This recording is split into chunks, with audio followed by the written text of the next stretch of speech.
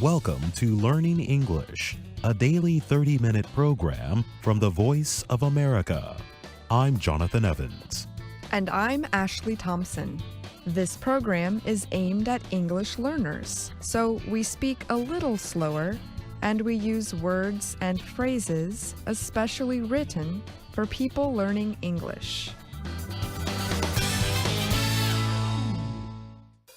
Today on the program, you will hear from Brian Lynn and Alice Bryant. Later, we will present our American history series, The Making of a Nation. But first, here is Brian Lynn. Scientists are preparing to lead the first ever major exploration operation in the Indian Ocean. The exploration team is currently in Germany's northern city of Bremerhaven. The scientists are loading equipment onto a large supply ship and making other final preparations. The effort, called the Nekton Mission, is expected to include a series of Indian Ocean expeditions over a 3-year period. It will officially begin in the island nation of Seychelles in March. More than 40 organizations are supporting the exploration. The Indian Ocean is the third largest ocean in the world. Yet it is still one of the largest masses in the world that remains unexplored. Findings from the Nekton mission could affect up to 2.5 billion people living in Indian Ocean areas for many years to come.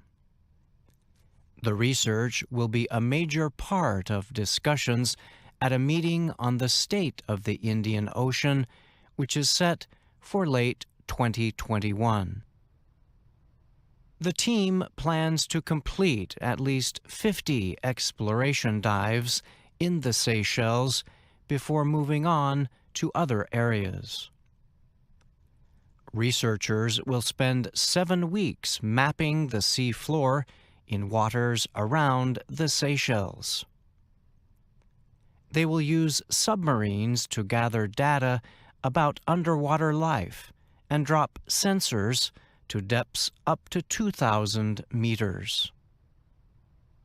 They will be using many new technological tools.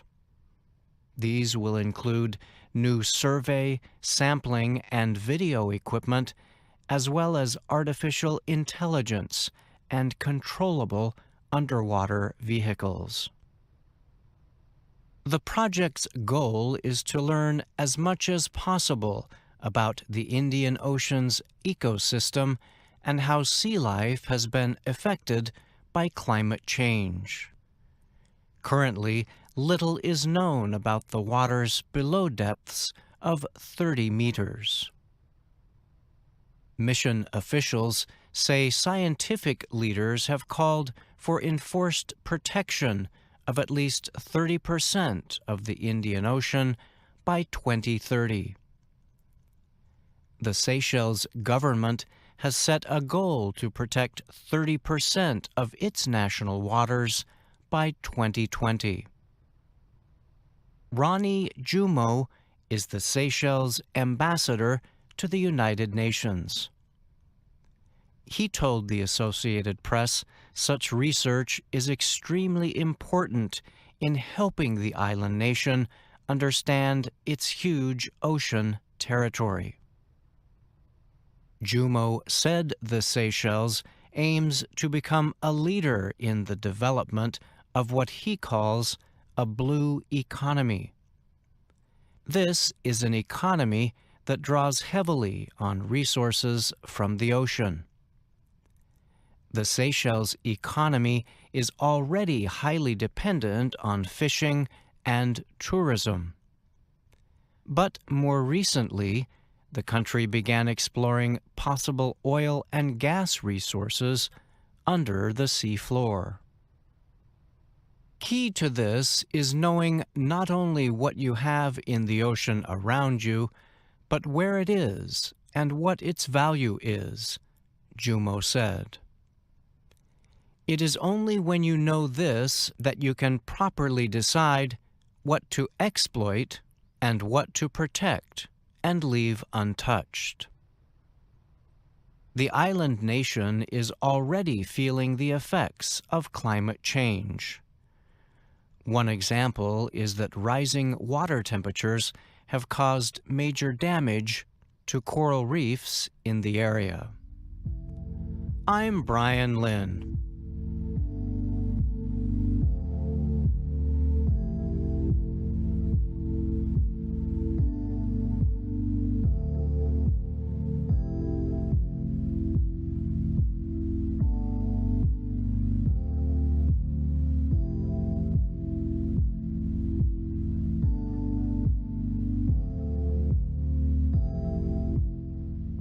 An Indonesian form of durian has been sold in a store on the island of Java for what might be a record price, $1,000 for a single fruit. Durian is enjoyed across many parts of Asia. The fruit is considered a treat, but also known for having a strong, unpleasant smell. A group of farmers in central Java reportedly chose the J-Queen durian because it was said to have a special taste and feel. A farmer named Sudarno reported their comments. He grew the two rare durians which were sold at a store in Tasikmalaya. They were sold for a little over $1,000 apiece. Sudarno was asked why anyone would pay such a high price for a piece of fruit. He said the production from this particular durian tree had failed in recent seasons. But a new fertilizer helped to produce fruit this year. Sudarno described the fruit's surface as creamy, like butter. It's sweet, fluffy, and delicious, he told the Reuters news agency. Durian are often grown in small or family-operated farms. They are banned in some airports, public transportation systems, and hotels in Southeast Asia because of their smell. The fruit is sometimes described as smelling like an open-air waste treatment center or turpentine when ready to eat. Sudarno added that most of the 20 durians produced by his tree were not fully grown. 4 were offered for sale, and 2 were sold. The others were taken from the store after their quality worsened. Sudarno did not know who bought the fruit.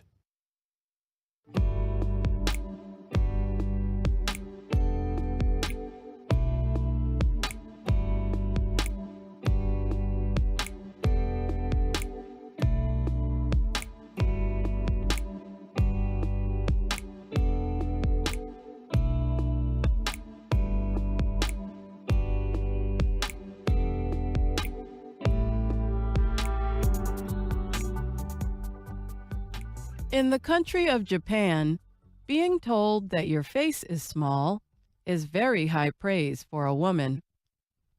In Russia, if someone tells you that you look like a cucumber, it means that you look healthy and fresh. And if someone calls you an old pot in Cameroon, it means you are a wonderful cook. All of these are examples of compliments, words of praise.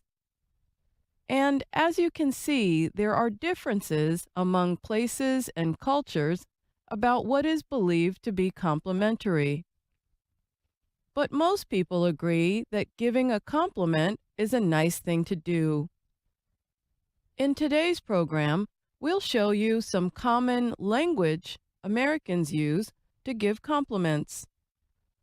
Let's break the discussion into 3 sections: appearance, abilities, and possessions. We will begin with appearance. This includes the way a person looks, the clothes they wear, and their hairstyle. You may have already used some of the common language structures for praising appearance. Others may be new. For example, you are or look plus adjective, as in, you are beautiful and you look great today. A closely related structure simply adds a noun, as in, you are a beautiful person. In fact, this structure is also common for praising someone's abilities, as I will return to shortly.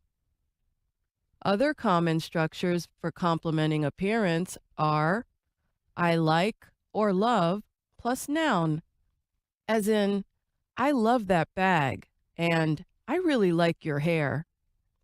And what a plus adjective plus noun, as in, what a fun tie and what a pretty dress. Listen to a short exchange.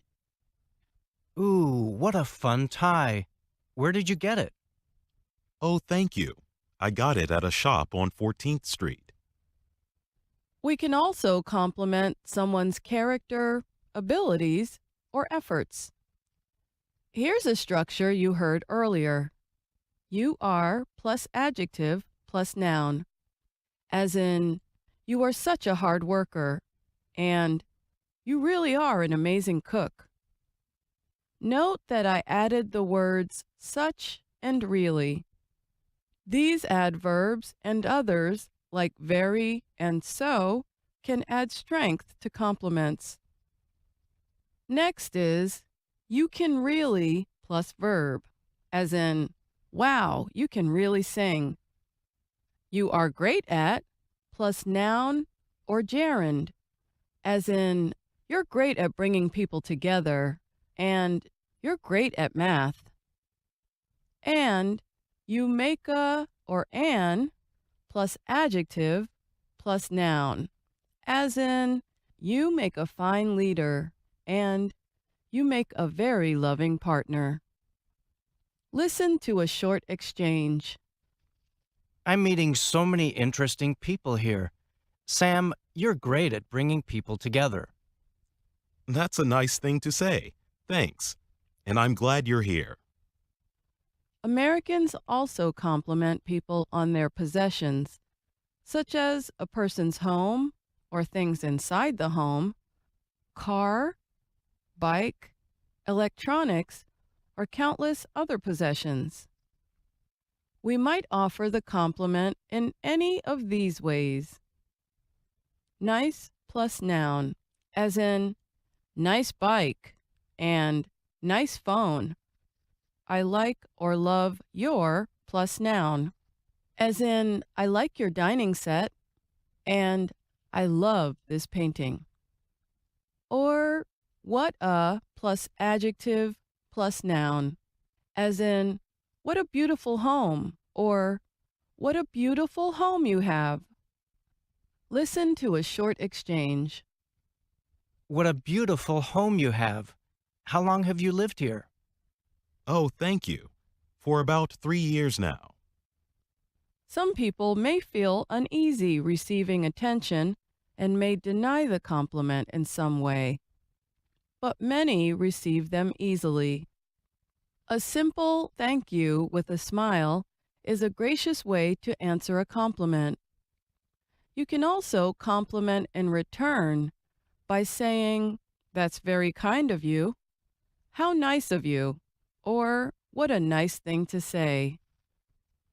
Depending on the social customs where you live, some compliments may not be received as such. And sometimes they shouldn't be. People can make backhanded, inappropriate, or insincere comments that they try to pass as compliments. A backhanded compliment is one that may be meant or understood as an insult. Someone might say, for instance, "You look great. Wow, I didn't recognize you." This can suggest that the compliment giver thinks the person rarely looks great. Other compliments are considered unacceptable. For example, in the U.S., it is often inappropriate to comment on physical appearance in the workplace. This is especially true when a man comments on a woman's appearance. But it is acceptable for people to compliment each other at work about work. Another kind of praise is flattery, excessive compliments that are often given in self-interest.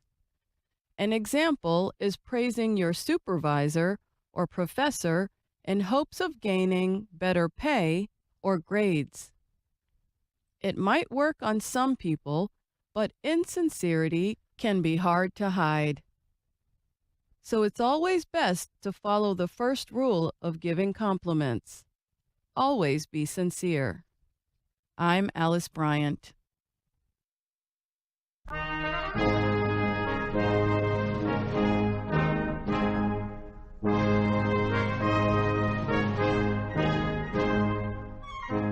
Welcome to The Making of a Nation, American History in VOA Special English. Abraham Lincoln won the presidential election in November of 1860. When he took office several months later, he faced the most serious crisis in American history. The Southern states had finally acted on their earlier threats. They had begun to leave the Union over the issue of slavery. Harry Monroe and Kay Gallant talk about this critical time in American history. The Southern states did not want Abraham Lincoln to win the election of 1860. Lincoln was a Republican, and the Republican Party opposed slavery. Lincoln never said he wanted to end slavery in the South. He did not believe anyone had the right to do so. Yet he did not want to see slavery spread to other parts of the United States. Lincoln told Southerners, "You think slavery is right and should be extended, while we think it is wrong and should be limited. That, I suppose, is the trouble. It surely is the only important difference between us." Pro-slavery extremists felt this difference was enough, and they were sure Lincoln and his Republicans would soon win control of Congress and the Supreme Court. Before long, they thought, the Constitution would be changed. Slavery would become illegal everywhere. Even if this did not happen, Southerners were worried. Unless slavery could spread, they said, the slave population in the South would become too large. In time, blacks and whites would battle for control. One or the other would be destroyed. So, even before the presidential election, Southerners began discussing what they would do if Abraham Lincoln won. Early in October, the governor of South Carolina, William Gist, wrote letters to the governors of other southern states. He said they should agree on what action to take if Lincoln became president. Gist said South Carolina would call a state convention as soon as the election results were made official.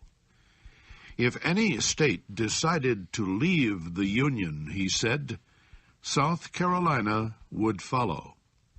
If no other state decided to leave, then South Carolina would secede by itself. Governor Gist received mixed answers. Two states, Alabama and Mississippi, said they would not secede alone, but they said they would join others that made this decision. Two more states, Louisiana and Georgia, said they would not secede unless the North acted against them. And one state, North Carolina, said it had not yet decided what to do. No Southern governor, except William Gist of South Carolina, seemed willing to lead the South out of the Union.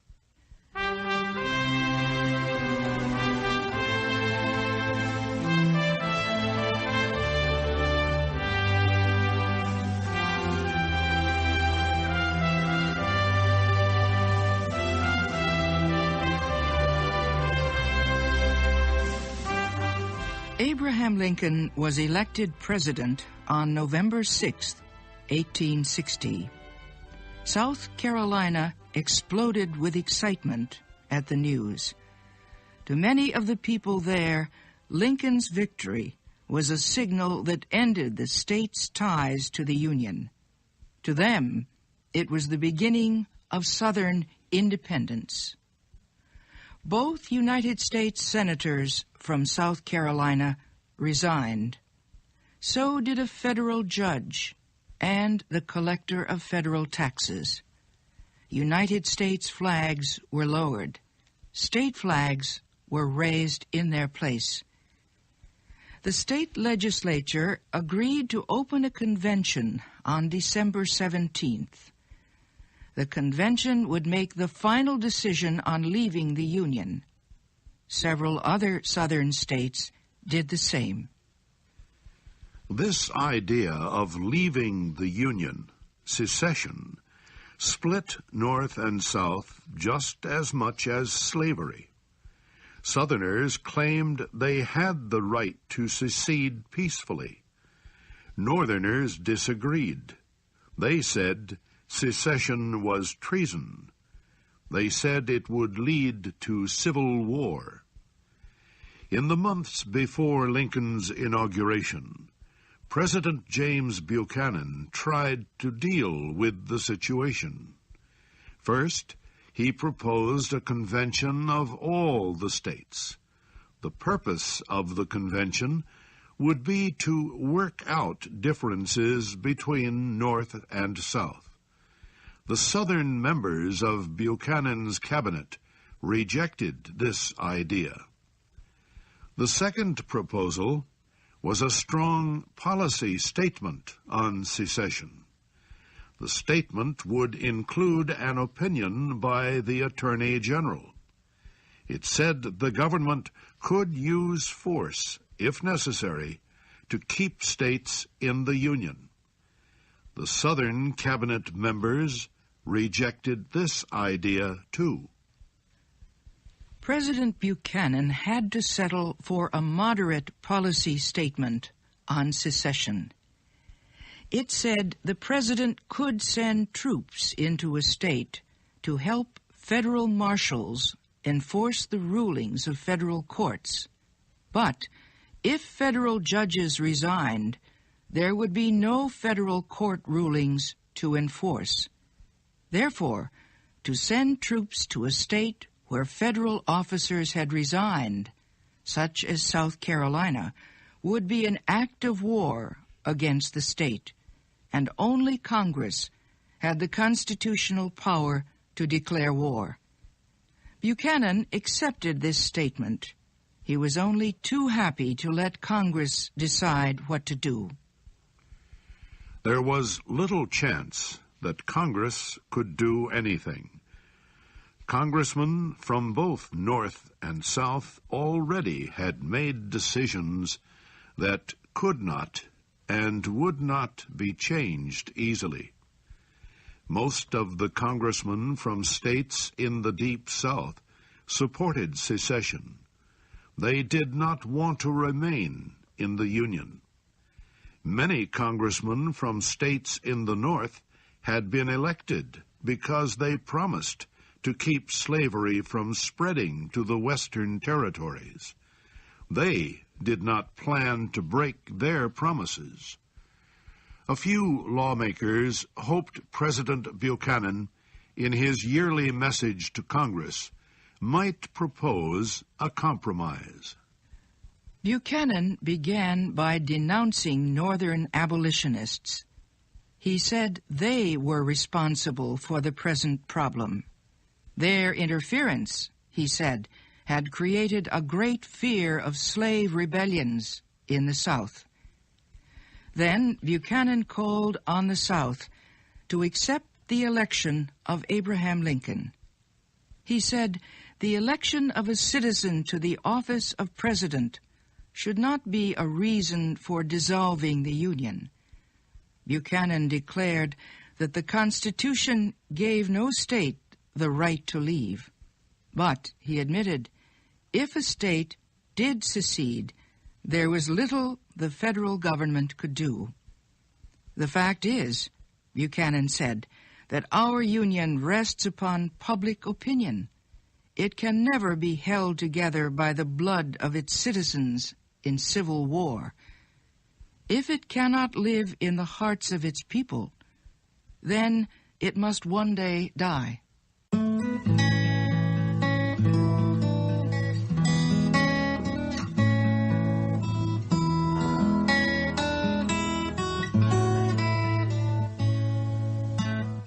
Buchanan proposed to Congress that it offer a constitutional amendment on the question of slavery.